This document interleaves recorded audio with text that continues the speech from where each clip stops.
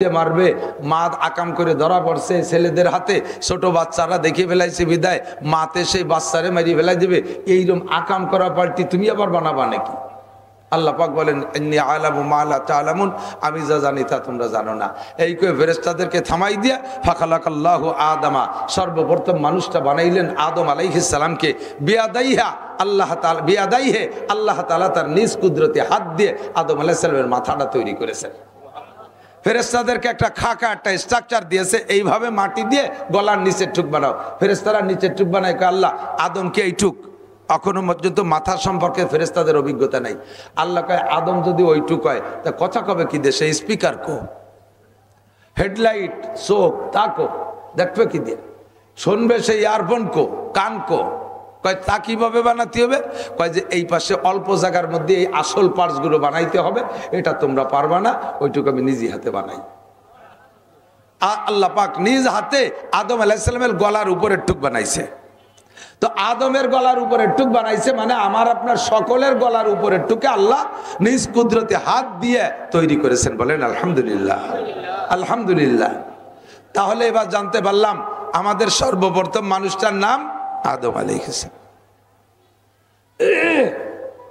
ফেরেশতারা যে মৌন নিষেধ করেছিলেন আর আল্লাহ পাক তার ইচ্ছা মতো বানাইলেন। এবার আল্লাহ পাক ফেরেশতাদের চাইতে আদমের সম্মান বেশি প্রদর্শন করার জন্য আদম আলাইহিস সালামকে উপস্থিত কইরা কিয়ামত পর্যন্ত যত আসবাব দুনিয়ায় মানুষে আবিষ্কার করবে, এই মোবাইল তো আদম আলাইহিস সালামের সময় ছিল না, মাইক ছিল না, লাইট ছিল না, কারেন্ট ছিল না, কিছুই ছিল না, একেবারে সাদা মাঠ, কিচ্ছুই ছিল না। সমস্ত আসবাবকে আল্লাহ তাআলা আদম আলাইহিস সালামের পাশে এনে দিয়ে একদিকে ফেরেশতারা বসা আর একদিকে আদম আলাইহিস সালাম বসা। আল্লাহ পাক আদম আলাইহিস সালামকে আগে বললেন, ফেরেশতাদেরকে পরে। আম্বিনি বিআসমাই হাউলাই, আদম তুমি এই সবগুলোর নাম কও তো। আদম আলাইহিস সালাম বলা শুরু করলেন, হাজা শামস, হাজা কমার, হাজা আসসামা, হাজা আরদ, হাজা শাজার, হাজা সামাক। এই একে একে ওই যে সূর্য, ওই যে চন্দ্র, ওই যে তারা, ওই যে আসমান, এই যে জমিন, এই যে গাছ, এই যে আম, এই যে কাঁঠাল, এই যে লিচু, এই যে বেদানা, একে একে বলতে বলতে হাত্তাল ফুসুয়াতাল ফুসিয়া আল কুসুয়াতাল কুসিয়া বলতে বলতে সব বলে লাস্ট ফিনিশিং যে দুটো বলছে তাফসীরের ভিতরে লেখছে, এমন কি বলতে বলতে ছোট চামচ, ছোট পেয়ালা 10 মাইল, 10 মাইল চেনেন? আড়িবাতিল মাঝে যে পরিষ্কার, আমাকে গোপালগঞ্জে বাংলা কইছে 10 মাইল।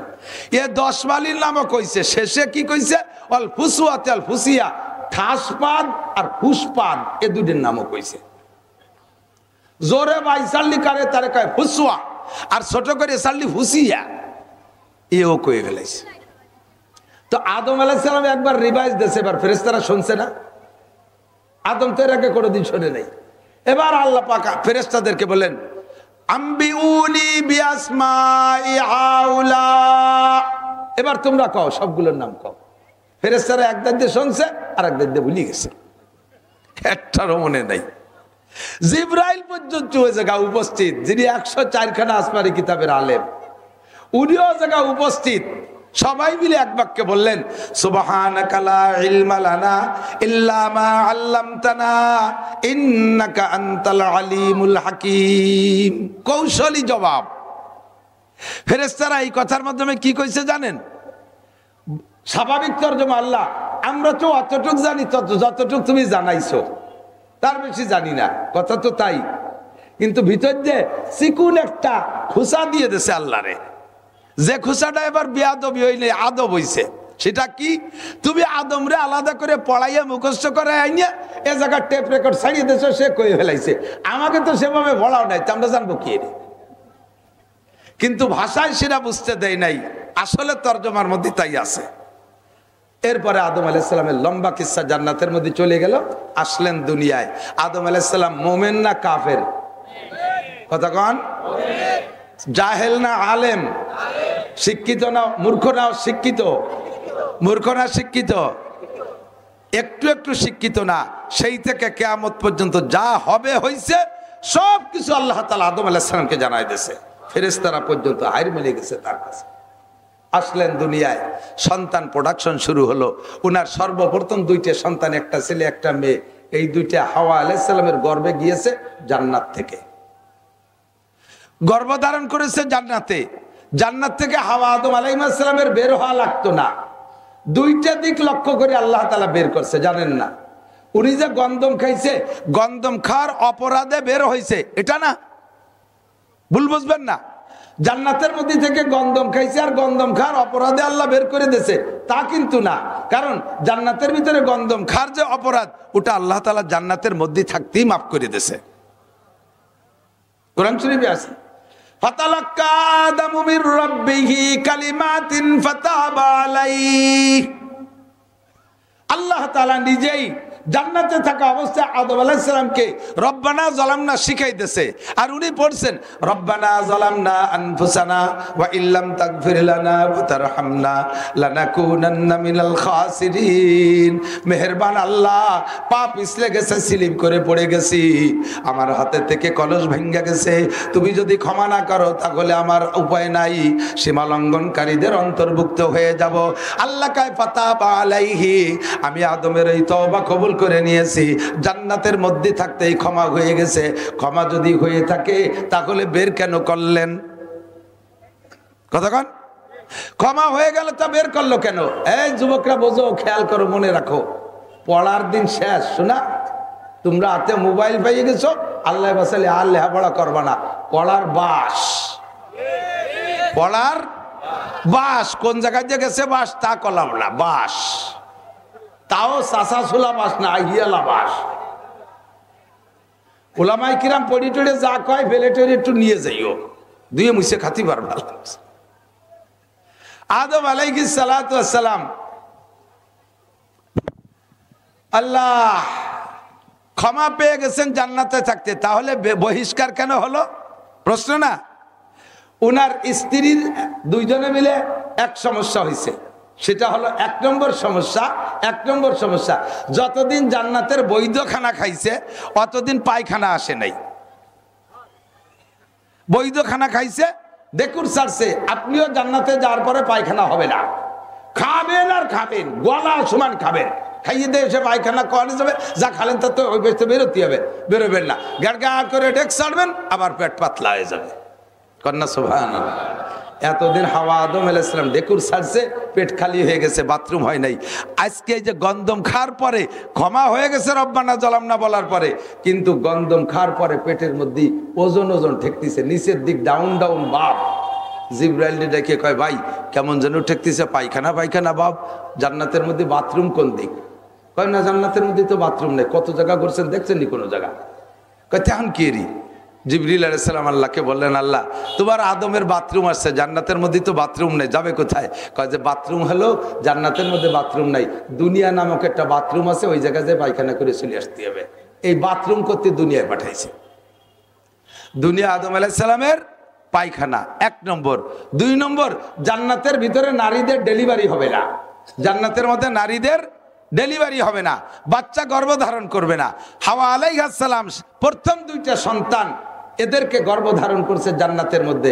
সিস্টেম জান্নাতের মধ্যে ডেলিভারি হবে না, তখন বাচ্চা ডেলিভারি করবে কোন জায়গায়? দুনিয়া নামক একটা ক্লিনিক আছে, ওই জায়গাতে বাচ্চা ডেলিভারি দিয়ে তারপরে আবার চলে এসো। এই জন্য দুনিয়া আসছেন, প্রথম দুইটা সন্তান পেটে নিয়ে আসছেন জান্নাত থেকে, আসার পরে দুনিয়া ডেলিভারি, একটা ছেলে একটা মেয়ে, একটা ছেলে একটা মেয়ে, পরবর্তীতে আরেক জোড়া, এভাবে আরেক জোড়া, এমন করে 125 জোড়া সন্তান হাওয়া আলাইহিস সালাম ডেলিভারি করেছেন। আদম আলাইহিস সালামের সন্তান 125 জোড়া, অর্থাৎ 125 দুগুণী কত? 250 সন্তান নিজের ঔরসের থেকে দেখছেন। বিবাহের পদ্ধতি, এ পক্ষের ছেলে এই জোড়ার ছেলে, ওই জোড়ার মেয়ে, কারণ আর তো মানুষ নাই যে এই গ্রামের ছেলে ওই গ্রামের মাইয়া, সে গ্রামই তো নাই, উনাই তো এক বাড়ির মানুষ সব। এই জন্য এ পক্ষের ছেলে ওই এই জোড়ার ছেলে ওই জোড়ার মেয়ে, এভাবে বিয়ে দিয়া দিই। এই জোড়া বন্টন করতে যাইয়া হাবিল আর কাবিলের যে কিসসা শুনছেন, হাবিলের সাথে যে মেয়েটা হয়েছে, মেয়েটা বড় সুন্দর সুদর্শন, ভুল বলছি, এটা হয়েছে কালো। হাবিলির সাথে যে মেয়েটা হয়েছে, এটা একেবারে কালো, ওই হাফসি বাল্টি আর কি। আর কাবিলির সাথে যে মেয়েটা হয়েছে, এইটা হয়েছে বিশ্ব সুন্দরী। কাবিলির সাথে যে মেয়েটা হয়েছে, এইটা পাবে হাবিল। আর হাবিল 1000 বছর হায়াতের ভিতরে উনি 1.25 লক্ষ সন্তান দেখে গেছে। নাতি নাতনি ইত্যাদি বাড়তে বাড়তে ১.৫ লক্ষ পর্যন্ত। এই ১.৫ লক্ষের ভিতরে ১.৫ লক্ষ সবই মুসলমান, একজনও কাফের না, সব মোমেন, সব মোমেন। এই ১০০০ বছর পরে আদম আলাইহিস সালামের ইন্তেকালের পরে নবী আসছেন, প্রথম নবী শীস আলাইহিস সালাতু সালাম।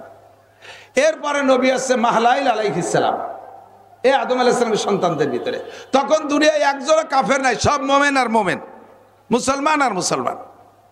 আর আদম আলাইহিস সালামও মুসলমান। সর্বপ্রথম মাহলাইল আলাইহিস সালাম ছিলেন অত্যন্ত সুদর্শন মানুষ এবং বুজুর্গ মানুষ। নবী তো নবী, বহুত বড় বুজুর্গ মানুষ। এনার ভক্তবৃন্দ যারা ছিল ওনার কাছে হাদিয়া তোহফা ইত্যাদি আনতেন। বছরে ১-২ বার ওনার ওখানে বিশাল ইস্তেমা হইতো।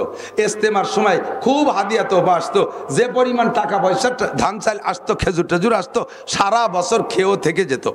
হঠাৎ করে মাহলাইল আলাইহিস সালামের ইন্তেকাল হয়ে গেল।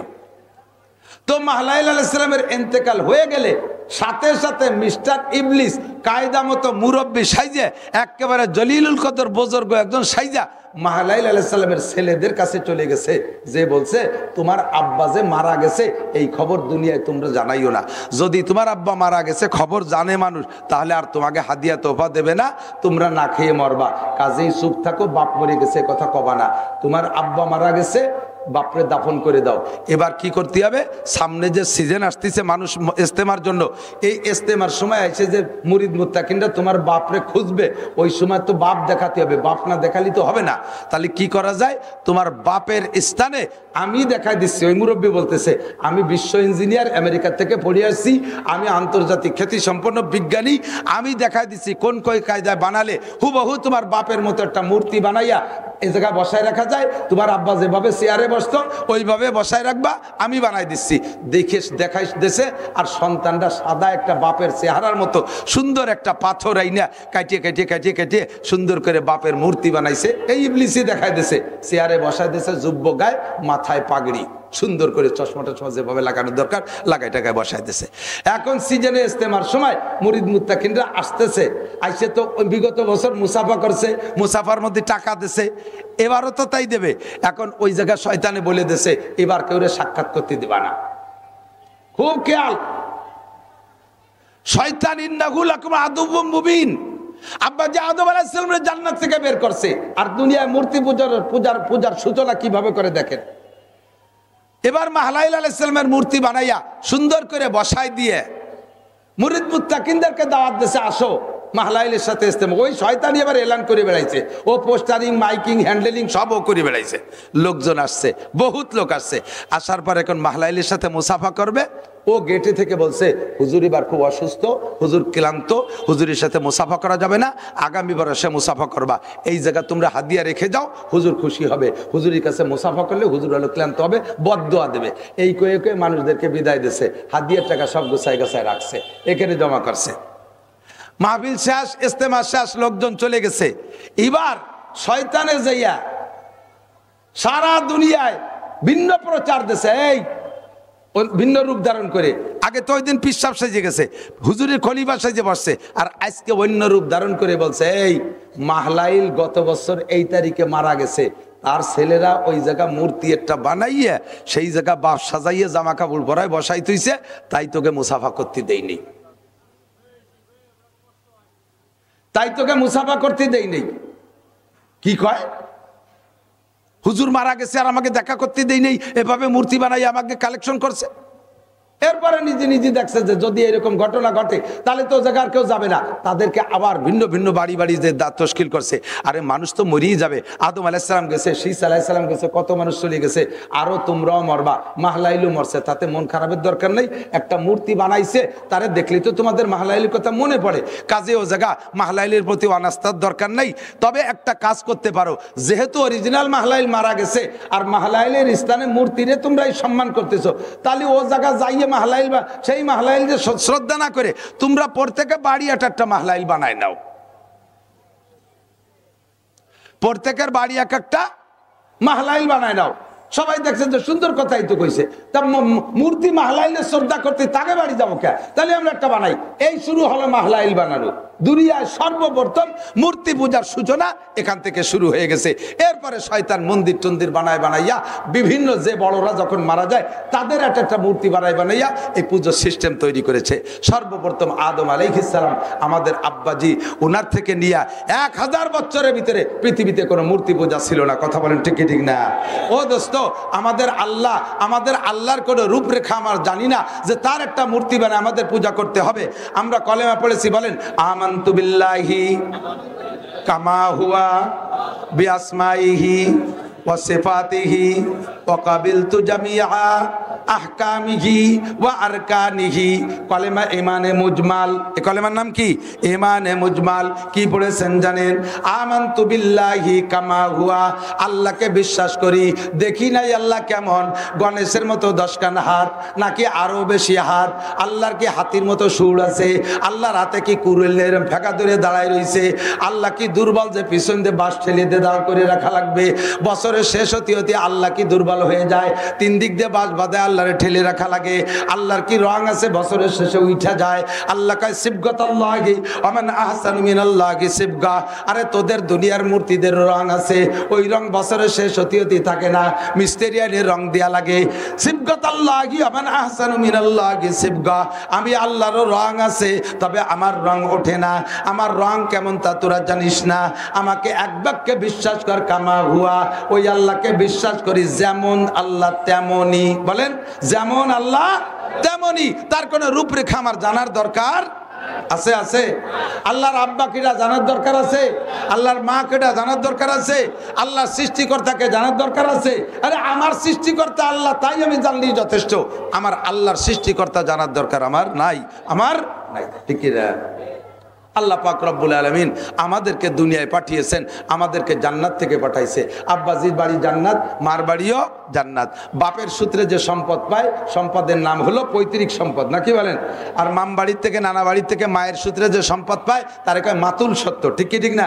তাহলে আব্বাজির বাড়িও জান্নাত, মার বাড়িও জান্নাত, আমাদের পৈতৃক সম্পদও জান্নাত, মাতুল সত্য জান্নাত। আর পৈতৃক সত্য আর মাতুল সত্য উভয়টারই ওয়ারিস হয় সন্তানরা। কাজে আমাদের মূল বাড়ি কোথায়? জান্নাতে। ঠিক কি না? এই জান্নাতে যাওয়ার জন্য আল্লাহ পাক রব্বুল আলামিন দুনিয়ার থেকে জান্নাত কামাই করে নেওয়ার জন্য আমাদেরকে পরামর্শ দিয়েছে। দুনিয়ার থেকে কামাই করে, ভাই আমার দিক তাকান, দুনিয়ার থেকে কামাই করে নিতে হবে। এখন কামাই করব কোন ভাবে, কি পদ্ধতিতে, এইটা তো আমার জানা নাই। ইচ্ছে মতো মন গড়া আমি দুনিয়া জান্নাত কামাই করার সিস্টেম তৈরি করলাম, অরিজিনাল ওইটা সিস্টেম না, তাহলে আমার হবে না। কাজেই জান্নাত কামাই করার জন্য পদ্ধতি যেটা, এর এলেম আমাকে শিখতে হবে। কথা কয় না? এলেম আমাকে না জানা, যদি সিস্টেম না জানি তাহলে ভালোবাসতে যে মেরে ফেলানো হয়। ছোট ছোট ভাই বোনের দিক তাকান, ছোট ছোট ভাই বোন অনেক ফ্যামিলিতে আছে, খুব ঘন সন্তান হয়, বছরে একটা। ওই বাড়ি খুশি হয়েছে, সুবহানাল্লাহ। বছরে একটা, হ্যাঁ বলেন সুবহানাল্লাহ, আলহামদুলিল্লাহ। কোটি কোটি টাকার মালিক, কত ডাক্তার দেখাইলো দেশ বিদেশ ঘুইরা, একটা সন্তানও হওয়াতে পারতেছে না। গরিব মানুষ ভিক্ষা করে খায়, আল্লাহর রহমতে বছরে বছরে একটা পায়। এটা আল্লাহর নিয়ামত, ঠিক কি না? ও দোস্ত, আল্লাহ কষ্ট হয়ে যাচ্ছে। আমাদেরকে আল্লাহ পাক রব্বুল আলামিন সন্তান দেয় বলি শুকর আদায় করি আলহামদুলিল্লাহ। তো এমন গণ করিয়া প্রত্যেক বছরে একটা বাড়িও আমি দেখছি, তো যেটা একেবারে লাস্ট ওটা বসা শিখছে, তার ইমিডিয়েটলি বড় যেটা সেটা আটা শিখছে, তার চেয়ে বড় যেটা সেটা আর একটু আটা শিখছে, একটু দৌড়ানো শিখছে, নাক দিয়ে শিয়েন পড়ে। তার বড়টা হয়তো কেবল স্কুলে একটু যাইতে পারে। এইভাবেই 6, 7, 8, 10টা হয়ে গেছে। এখন বাপে বাইরের থেকে কিছু খাবার টানলে, এই যেটা বাড়ি যারা থাকে ছোটরা ছেলে মেয়ে, বাপে খাবার টানলে কোনটা রাতে দেয় কোন? তো সবচেয়ে ছোটটা রাতে দেয়। সবাই ছোটটারে আদর করে, ভালোবাসে ছোটটারে। তো ছোটটারে যে কোলে করে, বাপের খাবারটা ছোট্টা রাতে দেশে যে কোলে করে বাঘপালি সে একটু পায়। এই জন্যে বাপে যখন কিছু খাবার তাই নিয়ে ছোট্টারে দেয়, তাহলে ওই ছোটটারে কোলে করার জন্য 2 নম্বরটা, 3 নম্বরটা, 4 নম্বরটা কাড়াকাড়ি হরে, যে যেদিন বাঘে পায় কোলে নিয়ে তার সাথে সেও খায়। কিন্তু ওর ইমিডিয়েটলি বড় যেটা আটা শিখছে সে তো ছোট্টারে কোলে উঠতে পারে না, এই জন্য সে তেমন বাগে পায় না। এখন ও চিনতে পারছে বুঝে শুনে যে তারই আমি ওর একটু কোলে আর শিখি। এখন দুটাই এত ঘন ঘন বাচ্চা হলে কিন্তু পেট বড় হয়ে যায়, হাসাই গোস্ত নাই, গলা শূন্য, পেট বড়। এখন ওই বসাটারও পেট বড়, আটাটারও পেট বড়। তো ওই কেবল যেটা হাঁটতে পারে সে বসাটারে কোলে উঠতে গেছে, কোলে করতে গেছে, মোহাব্বত করে ভালোবাসে কোলে করতে, আর নিজের ছোট ভাই কোলে করতে গেছে। তো ও কোলে কিভাবে করবো, ও তো সবে মাত্র হাঁটতে পারে, আর বসাটার গায়ে ফিরে 7-8-10 কেজি ওজন, বড় এক পেট, খায় একেবারে গাদাইয়া, সে তারে কিভাবে কোলে। তো কোলে করতে যাই ওর গলা টলা জড়ায় ধরে বহির সাথে এরকম চিবিয়ে ধরছে, চিবিয়ে ধরে আটা দিয়েছে, ওদিকে পাও পাততলে পড়ে গেছে। একদিকে গলা চিবে ধরা আর একদিকে পাও পাততলে। এইরকম যদি 2-3 মিনিট আটে তাহলে ওটা মরবে না? এরা কি মারার জন্য কোলে করছে না ভালোবাসার জন্য? ভালোবাসার জন্য কোলে করছে, কিন্তু ভালোবাসার বয়সও হয় নাই, আর কোলে করার সিস্টেমও সে জানে না। এই জন্য ভালোবাসতে যে তার গলা টিপে মারা হবে, কথা কোন ঠিক না? দিনকে খুঁজে পাইতে হলে আপনাকে বয়সও হতে হবে। এজন্য আল্লাহ তাআলা ভালোবাসার বয়স ধার্য করছে সাবালেগ। সাবালেগের আগে শরীয়তের কোনো বিধান আপনার উপরে আল্লাহ তাআলা চাপাই দেয় নেই, শরীয়তের কোনো বিধান নাই। সাবালেগের হওয়ার পরে আপনার পর শরীয়তের বিধান আসছে। এবার আপনাকে ইসলামের পর আমল করতে হলে জানতে হবে, মানতে হলে জানতে হবে। বলেন মানতে হলে জানতে হবে, না জানিয়ে মানা যায় না। অনেকে নামাজ পড়েন, কি পড়েন আপনি আমার কাছে জবাব দিতে পারবেন না। এমন এমন মাসালা আছে যেই মাসালাগুলো না জানা থাকার কারণে আপনার সারা জিন্দেগির নামাজ পড়া হয়ে যাচ্ছে। খোদার কসম, একটা মিনিটও জান্নাতে যেতে পারবেন না। নামাজ টোটাল না পড়লে এক ওয়াক্তের বিনিময়ে যেমন 200 কোটি, আরো 30 কোটি, আরো 40, খেয়াল করে নাই, আবার বলি, এক ওয়াক্ত যদি নামাজ মোটেই না পড়েন তার বিনিময় খোদার কসম একটা গুনাহ হবে না। আবারও বোঝে নাই, খেয়াল করে নাই।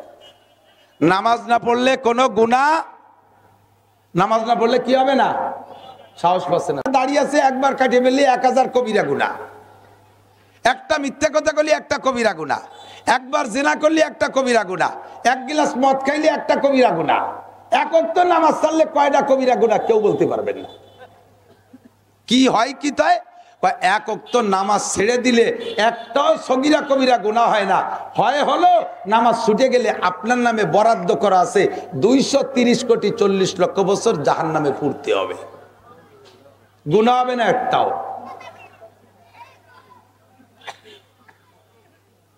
কথা কি বলছেন? এরপরে আর একটু বোঝেন, আর একটু ভালো করে বুঝাবে। জিনা করছেন, তওবা করছেন, মাপ। চুরি করছেন, তওবা করছেন, মাপ। বিড়ি খাইছেন, তওবা করছেন, মাপ। বেপরদা করছেন, তওবা করছেন, মাপ। গাঁজা খাইছেন, তওবা করছেন, মাপ। সারা জীবন বইরে 60 বছর নামাজ পড়েন নাই, মরার আগে আস্তাগফিরুল্লাহ পড়ছেন, এক ওয়াক্ত নামাজও মাপ হবে না। সারা জীবন বইরে রোজা রাখেন নাই, মরার আগে আস্তাগফিরুল্লাহকে রোজার থেকে তওবা করছেন, ক্ষমা হবে না, রোজার শাস্তি আপনাকে খাটতে হবে। আবার বোঝেন, যদি এই তওবার দ্বারা নামাজ আর রোজার হজ আর যাকাত মাফ হইতো, আর মাফ হওয়ার দ্বারা বিচার কি? আল্লাহ পাক বলেন, যাকে আমি ক্ষমা করে দেই, যে গুনাহ থেকে ক্ষমা করে ওই গুনাহগুলো নেকি বানাই দেই।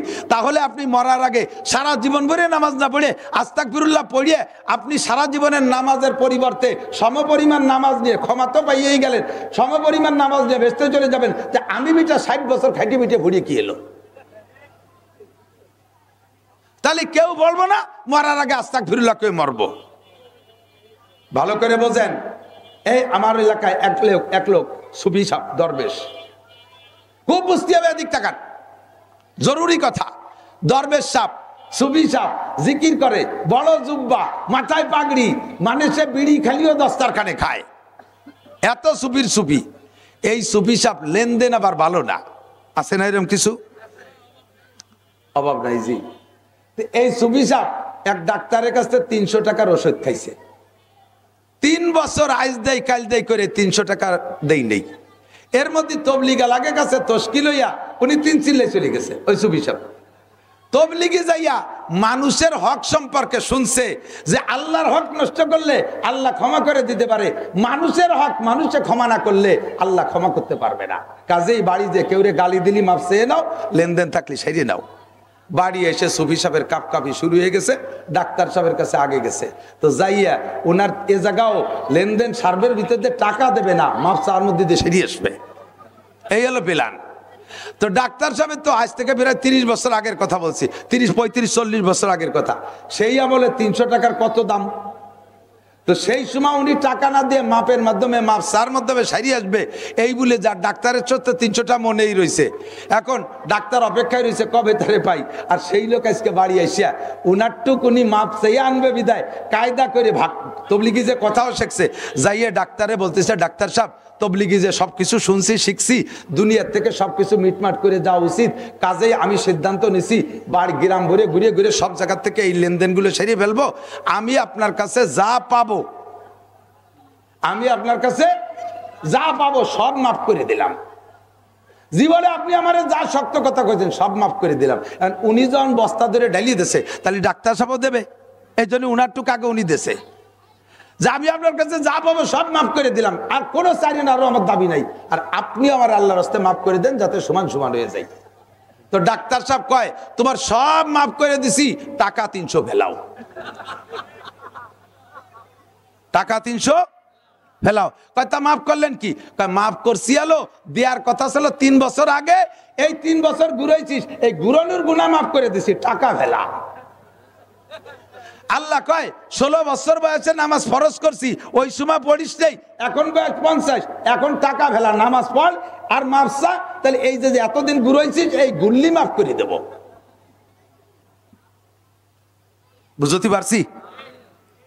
ও দোস্ত, এখন মোটেই নামাজ পড়েন নাই যারা, তাদের একাক বিশ্বাস হয়, এ পিছনওয়ালা বিশ্বাস হয়, একাকত্বের কারণে 80 হুকবা জাহান্নাম।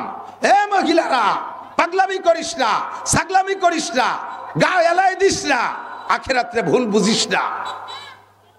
একাকত্ব নামাজের বিনিময় 80 হুকবা জাহান্নাম। জোহরের নামাজ যে জোহরে না পড়া, দুনিয়ার কাজ কামের প্রেসারে জোহরে না পড়া আসরের সময় কাজা করলেন, আসরের নামাজের টাইম মতো না পড়া মাগরিবের সময় পড়লেন, আসর মাগরিবকে একসাথে ঈশার সময় নিয়ে পড়লেন, এরে বলে কাজা পড়া। তুমি টাইম মতো কেন পড়ো নাই? যদি তওবা না করে মরো, তওবা করলে কি হবে? এই টাইম নাম মতো না পড়া আর এক সময় পড়ার কারণে যে অন্যায়, তওবা করলে আল্লাহ এই অন্যায় মাফ করে দেবে, নামাজের কারণে ভিন্ন শাস্তি দেবে না।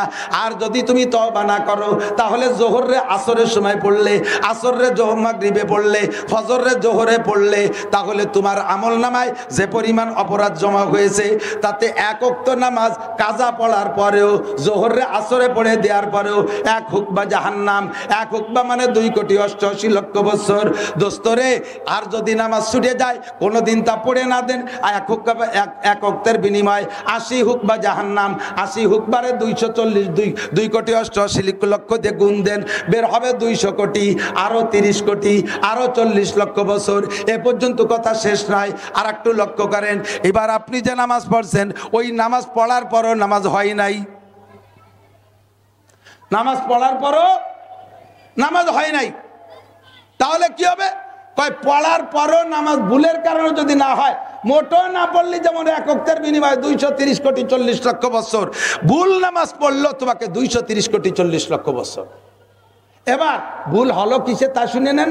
এই জন্য বলছি মজলিস ফিকিন একজনও নড়বেন না, কান লাগায় শুনবেন। 5-6টা মাসলা বলে দেব, সময় আমার 8:30 পর্যন্ত, অত্যন্ত অসুস্থতার ভিতর দিয়ে কয়টা মাসলা বলে মজলিসটারে দামি বানায় থুয়ে যাই। এদিক চাকান দোস্ত, যে কারণে নামাজ, যেসব কারণে নামাজ নষ্ট হয়, তার ভিতরে 1 নাম্বার নামাজে অশুদ্ধ পড়া।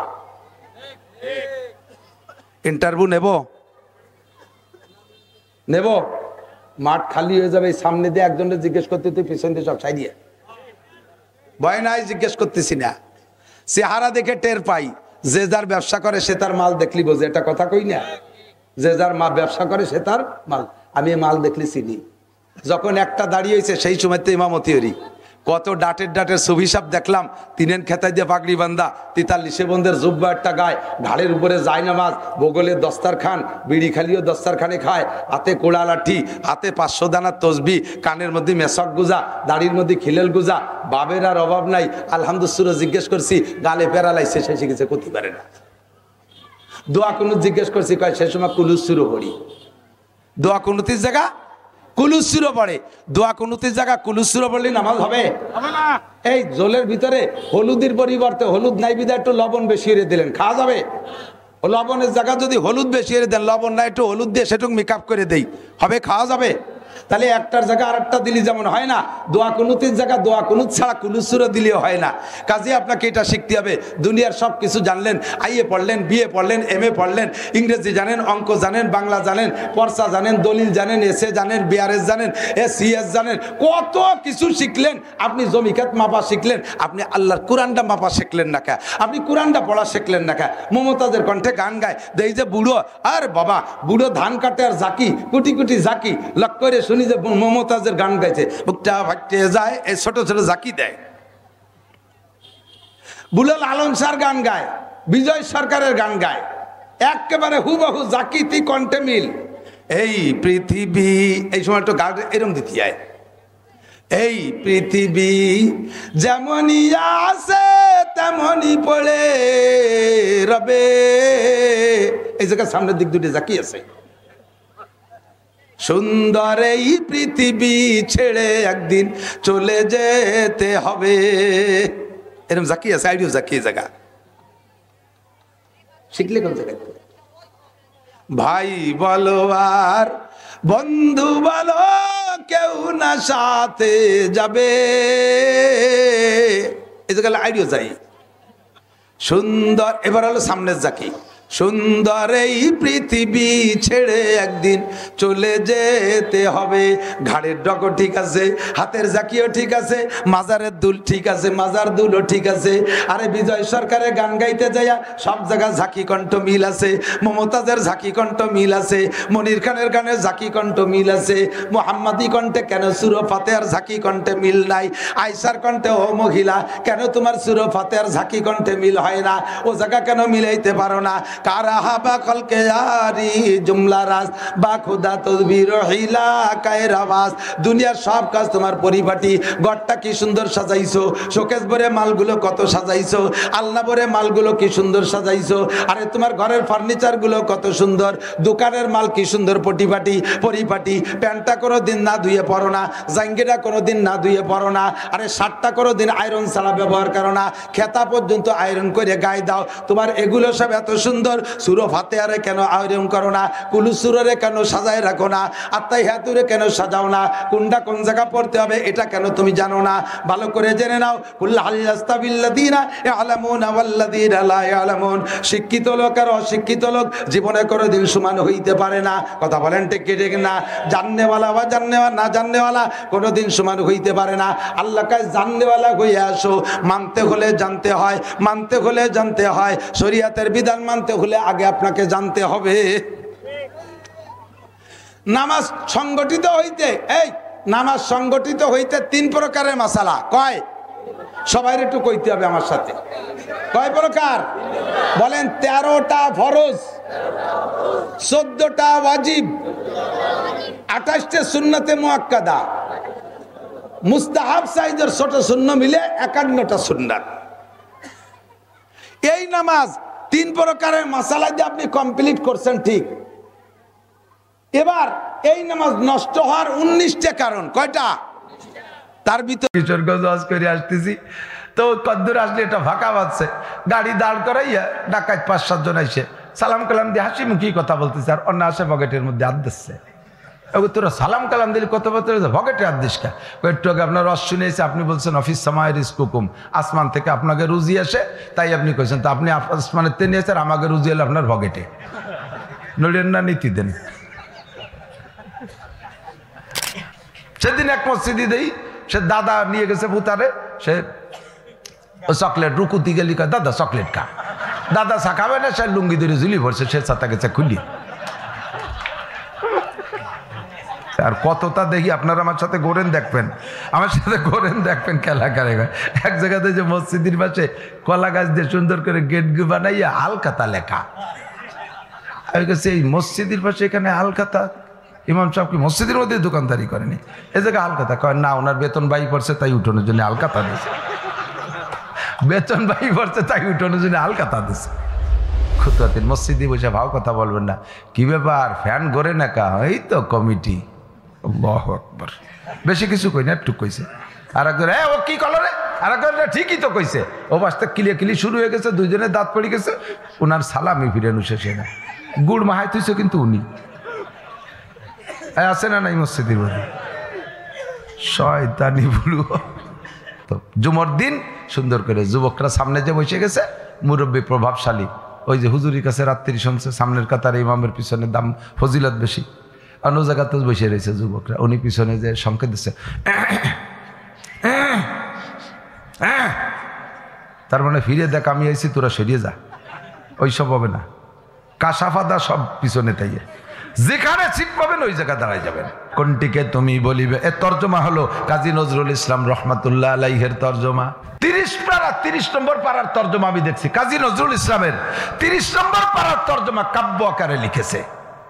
আর সূরা আর রহমানের তর্জমা লিখতে গিয়ে কি সুন্দর, আয়াত এক অংশ এক পংক্তি আর তর্জমা আর এক পংক্তি, দুটিয়ে মিলে একটা ছন্দ বানাইছে। কোনটিকে তুমি বলিবে মিথ্যা, এ যে বিশ্বপতির দান, ফাবিআইয়ি আলাই রাব্বিকুমা তুকাজ্জিবান। আল্লাহু আকবার। ও দোস্ত, এই সব কিছু একমাত্র আল্লাহরই দান, ঠিক কি ঠিক না? চোখরে জায়গা মতো বানাইছে, যদি না বানায় কয় হায় রে খুব হেফাজতে রাখতে হবে, তো বগলের তলে দিয়ে দাও। তালি দেখতে হলে উঁচু হইলে তা লাগতো না, হাত ভেঙে নিয়ে আসতো না। কি বেকায়দা, নাকটারে জায়গা না দিয়ে পিছনে দিলেও পারতো। আল্লাহ কয় না ওভাবে দিলি সেটিং, যদিও দেখ আমি বানালি সুন্দর করে বানাতে পারি, তো তোমাকে সময় নষ্ট হতো। একক তো খাবার খাতে গেলি 3 গুণ সময় লেগে যেত। খাবার তো খাইতে হলে আগে চোখ দিয়ে দেখতে হবে ভালো না মন্দ, পরে নাক দিয়ে শুকতে হবে, বাসি না কান্দা, এরপরে মুখে দিতে হবে। তো চোখ তো দিতে হবে বগলে, ডাক দিয়ে কিরম আছে রে দেখাই আইনে, পরে ওই বাসে নাকরে শোয়ালেন যাতে একদিন বাসি না কান্দা, ফিরে ঘুরে আইনে মুখি দেওয়া লাগবে। 3 গুণ লাগবে না সময়। আল্লাহ কবে সব হবে না, দেখ ফাঁসে আনে সুখ ফাঁসে আনে গালেও দেওয়া সে জায়গা। কন সুবহানাল্লাহ। তাফাক্কারু বিখালকিল্লাহ ওয়ালা তাতাফাক্কারু বিল্লাহ। ফারজিল বাসারা হাল তারা মিন ফুতুর সুম্মা আরজিল বাসারা কাররাতাইন। যা আরেকবার ঘুরে 14 গোষ্ঠীরে ছাড়িয়ে দিলাম। যদি কোনো জায়গা লুকমা পাস আমি আর আয়াত নাজিল করব না। আল্লাহ কয় তাহলে তুমি কি করবা, ঘুরে ফিরে আইসা খাসিআউ ওয়া হুয়া হাসির, লজ্জিত হইয়া বুকা হইয়া নিজেকে নিজে ধিক্কার দিতে দিতে ফিরে আসবি। না আমার আল্লাহর সৃষ্টির ভিতরে কোনো ত্রুটি।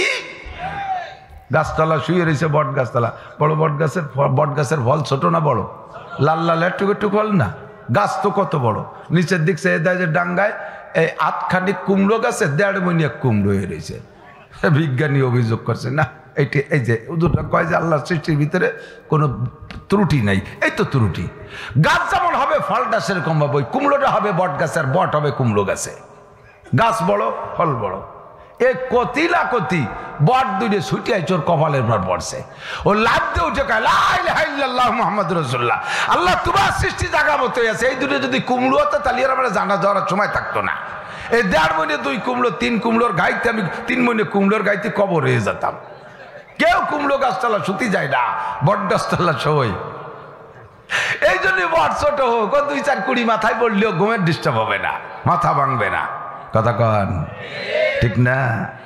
আল্লাহ পাক মানুষকে যে জ্ঞান দিয়েছে, এই জ্ঞান দিয়ে স্বাধীনতা দিয়েছে, তুমি আর রবকে খুঁজে নাও।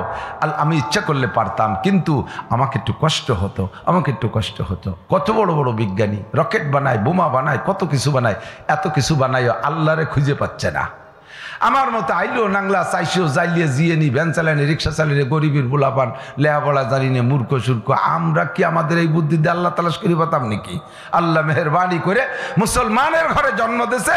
জন্মের পরে আব্বা মা আমার ডাইন কান বাম কানে আজান একামত শুনাইয়া আমার আল্লাহর সাথে পরিচয় করাই দিয়েছে। কন্যা সুবহানাল্লাহ, বলি আলহামদুলিল্লাহ। এরপরে আমাকে হিদায়তের জন্য আল্লাহ 2.5 থেকে 3 লক্ষ উস্তাদ বানাই পাঠাই দিয়েছে আমাদের জন্য। 2.5-3 লক্ষ নবী রাসূল, 1,24,000 না, অসংখ্য নবীর নির্দিষ্ট সংখ্যাকে বলার কায়দা নেই।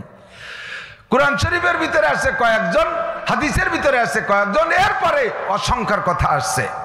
যে অসংখ্য, তো অনুমান করা যায় 2.5 থেকে 3 লক্ষ নবী রসুলকে আল্লাহ তাআলা রুহের জগতে বাছাই করে নিয়ে আলাদা এক জায়গা বসাইয়া তাদের চরিত্রের শিক্ষা, তাদের শিক্ষার শিক্ষা, মানবিক যোগ্যতা সবকিছু কমপ্লিট করে দিয়ে একেবারে মানব জাতির রাহবার করার মতো যোগ্য বানাইয়া আমাদের কাছে পাঠাইছে। কারণ যিনি তিনিরা তো ওয়াজ করবেন, নবী রসুলরা বয়ান করবে, নবী রসুলরা বয়ান করবে, বক্তা। তো বক্তার মধ্যে যদি আমলের ত্রুটি থাকে তাহলে ওই বক্তার শ্রোতারা আমল শিখতে পারবে না। বয়ান সুন্দর শুনবে কিন্তু যার পরে কথা তো ভালো করলো কিন্তু উনার নিজের দাড়ি কয়টা কিরম কাইজনি বেসকাতি যাবে কতক্ষণ। কথা তো খারাপ করলো না কিন্তু হুজুর মানুষ ঘোড়ার মতো সাজলো কে লুকমাতে, হুজুর মানুষ এনে মেসাকের কথা কল অথচ নিজের পকেটে তেকান মেসাক বের করতে পারলো না। তো নিজের যদি আমল না থাকে শ্রোতারা আমল করবে না। যে লোকটা এদিক তাকান, একজনের বাসের মধ্যে এই দাঁতের মাজন বেচতেছে, তা কি কয় বাসের শব্দ বোঝা যায় না, আর ওই লোকেরও দাঁত নাই যে বেচতেছে। দাঁত না থাকলে তো কথা অস্পষ্ট হয়ে যায় আর বাসের শব্দ বোঝা যায় না। আমি সেই বাসে ওই মাঝখান দিয়ে মধুখালী রয়ে আমি ডাইয়ে কলম চাচা কি করেন একটু ভালো রে কন, তাও যা কলম মোটামুটি বুঝলাম যে উনি ফেরিয়া লাগে কিন্তু খুব ব্লাঙ্ক গল্প আছে। আমার এই দাঁতের মাজন দিয়ে দাঁত মাজরি বেঁচে থাকতে তো পড়বে না, মরার পরও 14 বছর থাকবে এই গল্প। আমি কইছি চাচা এত দামি মাজন এ কি বেচা শুরু হচ্ছে কবের থেকে? গাতে অনেক দিন বেশি।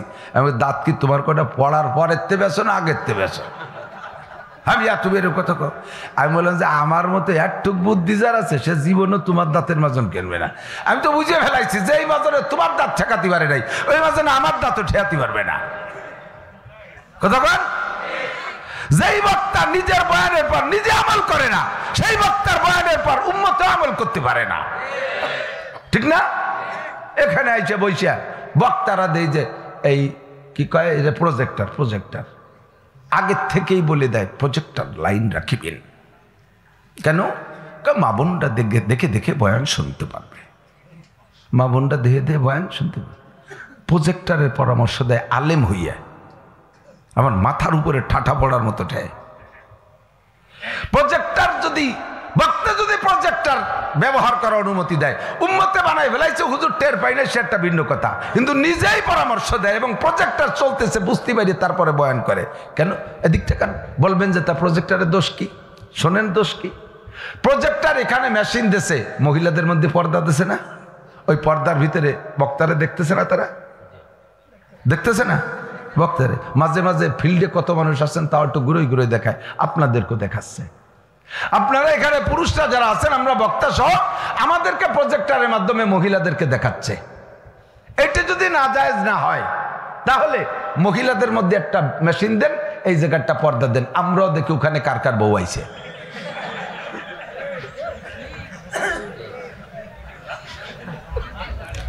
এখন বলবেন যে এটা কি জায়েজ আছে? তাহলে ওটা যদি জায়েজ না এটা জায়েজ হবে কেন? মহিলারা যেমন আমার দেখা হারাম, মহিলা তো আমারে দেখা হারাম। আমার ছবি মহিলার ছবি যদি আমার দেখা হারাম হয় তাহলে আমার ছবিও মহিলার দেখা হারাম। তুমি বক্তা কি বলে প্রজেক্টরের অনুমতি দিলে? লিমা তাকুলুনা মা লা তাফআলুন কাবুরা মাকতান ইনদাল্লাহি আন তাকুলু মা লা তাফআলুন। নবী পাক বলেন মারারতু লাইলাতা উসরিয়া বিকওমিন তুকরাজু শাফাহুহুম বিমাকারিজ মিনান নার। গত রজব মাসে মেরাজে গিয়ে আমি দেখে আসছি জাহান্নামের ভিতরে প্রথম চান্সে ঢুকে দেখি এক শ্রেণীর মানুষ, চেহারা বড় সুন্দর। আমার মনের দাবি এই মানুষগুলো জান্নাতি হবে, কিন্তু তারা জাহান্নামী। সাজা দেওয়া হচ্ছে, শাস্তি দেওয়া হচ্ছে, বড় ধরনের কিছু না, তবে অপমানজনক শাস্তি, অপমানজনক, অনেক বড় না কিন্তু কষ্ট দেয়। আর একটা হলো আযাবু মুহিন, কষ্ট না বড় না তবে অপমানজনক শাস্তি। এটা অপমান বেশি, কোনটা আছে কোনটা কম না। আযাবুন আজিম, হঠাৎ করে আমার উপরে বিষাত উঁচু পানি আমাদের উপরে সাগরের থেকে এসে দম করে বিষাত উঁচু পানি এসে তলায় মারিয়ে দিল, এটাকে আযাবুন আজিম। বিশাল বিল্ডিং একটা দম করে ধসে পড়ে রানা প্লাজা ভিতরে ডলি ঘুষে মেরে ফেলাই দিল, এটাকে আযাবুন আজিম। বিরাট বড় একটা বোমা মারিয়ে দিয়েছে এর ভিতরে, কিচ্ছু টের পার আগে সব মরে গেছি। এরকম আযাবুন আজিম, কথা কি বুঝছেন? আযাবুন আলিম দেখতে অত বড় না, কিন্তু কষ্ট বেশি। একজনকে কইলে যে তোর ভালো জানি, তুই একটু কষ্ট পাবি না, জামা কাপড় খোলে এনে উবতে এসো, এই দেখ রামদাও না, কামান গোলা বারুদও না, এই ছোট্ট একটু বেলেট আনছি। নাফিতির দোকানে তো আজ কোন বেলেট দিয়ে কাজ করো, তারও আবার আজ দেখ এক বেলেটে চাইবে কটুক দেখছিস, এতে কি হবে ক? তুই উবতে এসো, তোর সারা গাটা আমি এদের চাক করে কাটিয়ে দিচ্ছি, একটু ব্যথা পাবি না। সারা গা অটুক একটু যারা রামদাও না, কামান গোলা বারুদও না, একটু বেলেট, এতে কি হবে? সারা গা চাক করে কাটিয়ে দেখে নড়িস না, কষ্ট পাবি না। এই যে গরম পানির মধ্যে একটু শূন্য মরিচ আর লবণ দিয়ে একটু পানি গরম করছি, তোর গায়ে ফোম দিয়ে মালিশ করে দেবানি, শক্ত কিছু দিয়ে না, বিরাস টেরাস না, ফোম দিয়ে দেবানি, কষ্ট পাবি না। এই সারা গায়ে একটু বেলে দিয়ে চাক করে কাটিয়া গরম পানির মধ্যে শূন্য মরিচ আর লবণ দিয়ে জাল দিয়ে যদি ফোম দিয়ে মালিশ করে দেয়, ভারী আরামটা হলো।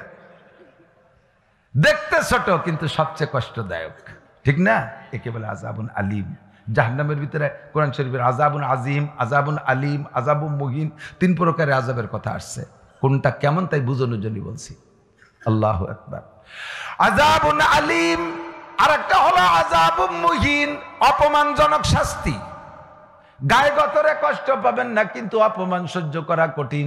কোন এক চেয়ারম্যান 3 টন মাল চুরি হয়ে ধরা পড়ে গেছে, বিরোধী দল তো লাগেই থাকে, কোন পকেটের পেয়ে ফেলছে 3 টন মাল চুরি করছে, কোর্টে মামলা দিয়েছে, জজ সাহেব ডিসি সাহেবকে ডাইকা, আবার চেয়ারম্যানের জজ ডিসিদের সাথে সম্পর্ক আছে, চেয়ারম্যানরও বাঁচাই নিতে হবে, আবার বিরোধী দলের মামলারও বিচার করতে হবে। কোর্টে বিচার না করে ডিসি সাহেব ও এসপি সাহেব আর জজ সাহেবকে নিয়ে বললেন, চলেন বিচারটা আমরা এলাকায় করে আসি, জনগণকে খুশি রাখা হবে, আবার চেয়ারম্যানের গায়ে আঘাত লাগবে না। পুরো ইউনিয়ন ডাইকা হাই স্কুলের মাঠের হাজার হাজার লোক বসাইয়া একটা স্টেজ বানায়, এর উপরে অফিসাররা সবাই আছে, বিচারকরা আছে, সুন্দর একটা চেয়ার বানাইছে, আলাদা করে ফুল দিয়ে সাজাইছে, ওই চেয়ারম্যানের চেয়ারের উপরেই বসাইছে। বসাইয়া বিচার করলো। কি বিচার? কয় যে একজন চেয়ারম্যান, ও 2-3 টন মাল, ও একটু এলোমেলো হতেই পারে, যাই হোক, তারপরে যেহেতু প্রমাণ হয়ে গেছে এর একটা বিচারও আপনারা পাবেন।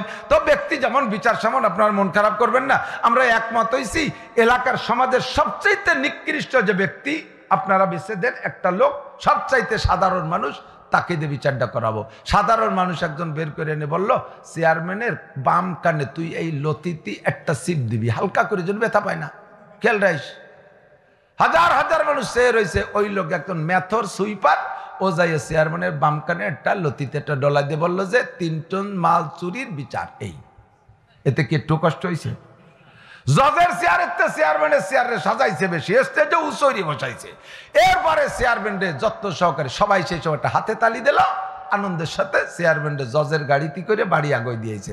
ঘন্টা খানিক পরে যে মাইক বেরোয়েছে, শোক সংবাদ, শোক সংবাদ, শোক সংবাদ, অমুক ইউনিয়নের চেয়ারম্যান এভাবে উনি ঘরের ভিতরে ঢুকে আত্মহত্যা করেছেন গলায় ফাঁস নিয়ে। এই যে কানে ডলা দেশি আর সহ্য করতে পারে, কিভাবে মানুষের সামনে মুখ দেখাবো? কষ্ট মোটেই না, কিন্তু অপমানির শেষ নাই। এরকম আযাবুম মুহিন।